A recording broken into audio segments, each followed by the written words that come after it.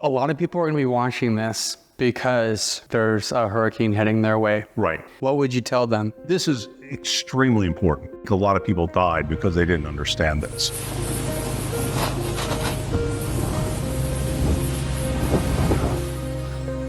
Dan Sobien will share life-saving advice in this episode. Hold on, I get the importance of hurricane preparation tips, and I'm sure Dan has a lot of valuable information for us, but gosh, David, this is a garden channel. Why are we doing this? Wait, weather is very much connected to gardening, Bo. And this... Look, part one was great with Dan giving us a Dan Agriculture garden tour and showing us hurricane preparation tips in the garden. But shouldn't we... Okay, I promise. After this series, we'll do an episode on Chaya the spinach tree, and we'll get back to organic gardening. But Dan Sobien... I know he was with the National Weather Service for nearly 30 years. And no stranger to Florida Facebook garden groups. And Dan is very much a part of our South Florida garden community as a hobby farmer and tirelessly answering new gardeners' questions on social media. I did like that Dan Agriculture garden tour he gave. And Dan's personal experience of recent hurricane damage, he's got a lot to share about preparing and dealing with the aftermath as well. In this episode, Dan's advice will help a lot of people prepare for the next hurricane. So let's get right to it. So where were we?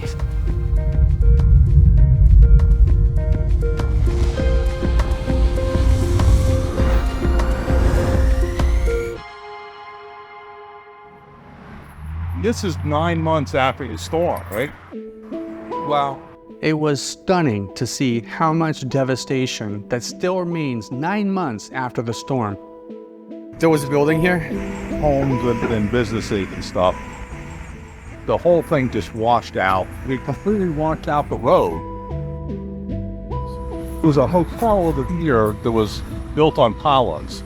And there was a bar over here that was built. There are varying degrees of hurricanes. A Category 1 hurricane, they're not going to... But a Category 5 hurricane, it's like a tornado that's 100 miles wide. If you know your area is going to be hit by a Category 5 hurricane, my advice is follow the news, follow Weather Service bulletins. You will usually know 2 or 3, 4 days ahead of time. That's the time to start picking up around the yard, because you probably should do it anyway, right? There are obvious things. Of course, any tools or anything. I mean, if you're like me, you have stuff laying around that it's just dangerous to have them out there, not just for you, but for other people, your neighbors or whatever. They might not have shutters up and it'll go through one of their windows and kill them. Potted plants, you need to get them somewhere. And they're just not safe. If you have a garage, put them in the garage or bring them in the house or whatever. They will become projectiles. It gets about 2 days away or they put you under a watch. You need to make the decision at that point whether you're in a place you think is safe. It's very important to have an evacuation plan for you and your pets. Even if you're not planning on evacuating, have a backup plan. I was not going to evacuate, but because I had a backup plan and I was able to decide at the last minute, yeah, we're getting out of here, and I implemented that plan, it made everything so much better for me. And if you have livestock, start now. Think about it now on how you're going to protect them, because if it's dangerous for you, it's dangerous for the livestock too. So contact the Humane Society or IFAS. They can help you out with how to protect your animals.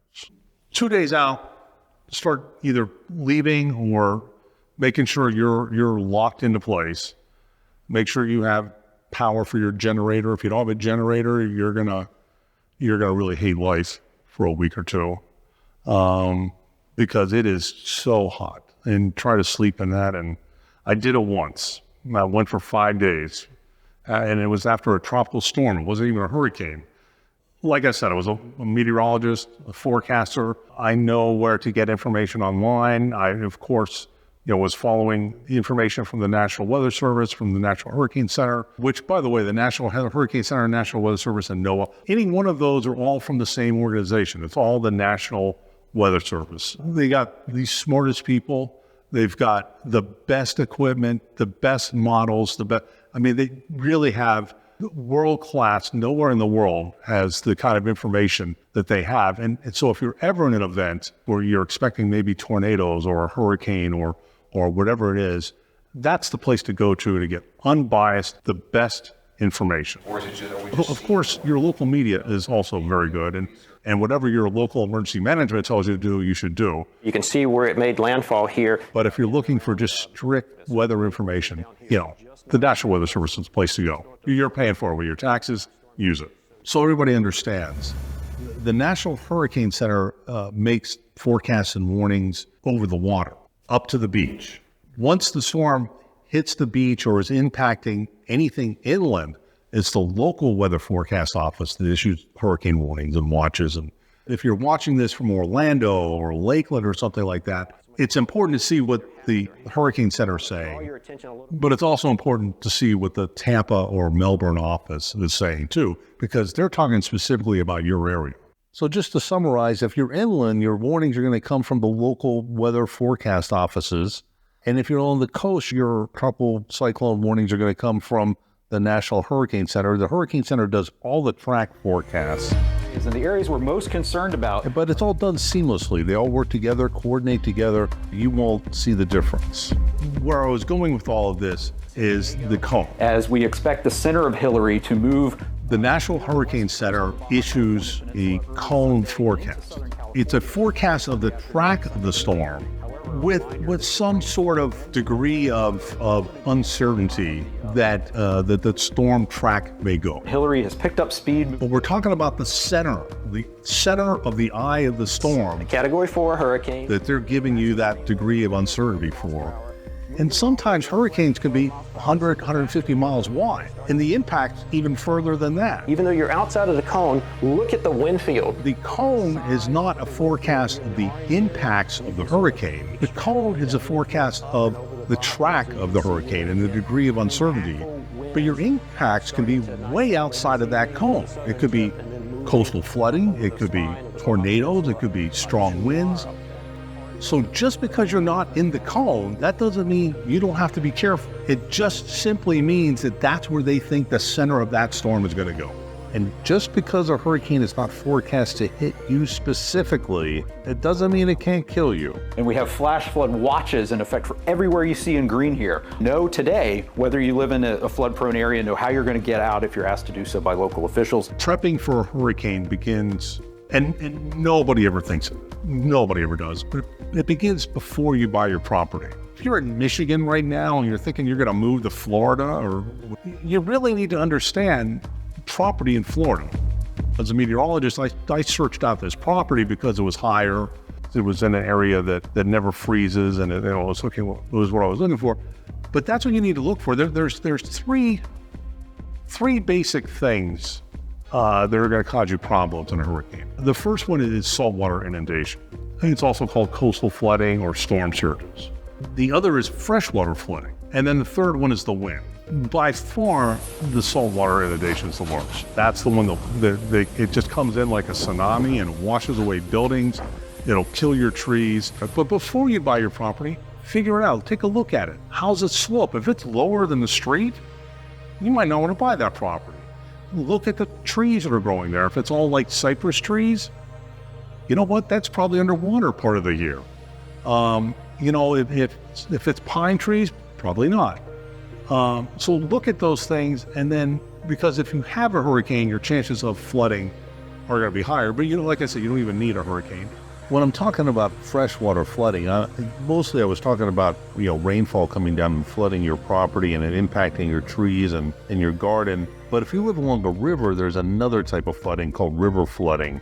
And it doesn't even have to rain at your house. You could get rising floodwaters, and there's really not much you can do about a situation like that where you have a lot of water coming in relatively fast.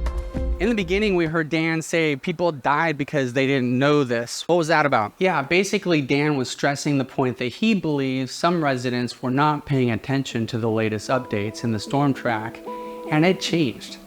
But then you have stubborn people who just refuse to evacuate for whatever reason. But here's what Dan had to say. I think a lot of people died because they didn't understand this. Because over and over again, you'll hear, well, it was forecasted to go to Tampa. And that's why they didn't leave. There are stories that I could tell that I don't want to tell because they're people's personal stories that they happen to tell me. Devastating. Just absolutely devastating stories. That if you put yourself in their shoes of just how terrifying that must have been. But you don't want to go through that. If it's a minor, small hurricane or something, yeah. But if it's a major Category 4, Category 5 hurricane, just get the hell out. Don't even mess with it. Even if you have hurricane shutters, hurricane windows? Yeah, I mean, these were hurricane windows, and they didn't break, but the roof came off. And if I was sitting in here, there would have been one room that I would have been able to stay dry in, and that would have been the bathroom up by the front of the house. So yeah, I mean, you know, the doors and windows held up fine. If you're in a very safe house and you're well inland, then probably you're safe. But if you're near the coast at all, and there's any question about your house of an older roof or it's a frame house and not concrete or something like that, just get out. It's not, you know, you can come back and pick up the pieces later. But, you know, if you're 10 miles inland, 20 miles inland, you're not in an area that floods easily, and you're in a very sturdy house with hurricane windows or shutters or something like that, you're probably fine. But even then it's, if you have a place you could go to, I would go, because it's scary. You're sitting in your house listening to trees fly by. It's scary. The hurricane guides are very important, extremely important. Most every television station puts them out. County emergency managements put them out. When I was young, it was the source of information. But now, you know, everybody's got a phone that connects to the internet. I advise you to go to emergency management websites, to go to hurricane preparedness websites, to learn as much as you can. And don't just take people's word for it. Just go out and resource it yourself. After filming this series, Dan and his wife have finally been able to return to their home, but still with plenty of work to do. Why did it take so long? After you hear his story in the next episode, you'll have a better understanding of why there's still so much damage to repair 9 months later. In the next episode, part 3 of this series, Dan will share his story in dealing with Hurricane Ian and talk about disaster relief charities that were a huge help. Are we going to get to see more of that garden tour? Yes, in the next episode, you're going to get to see more of that. And when it's published, you'll see it here or a link in the description.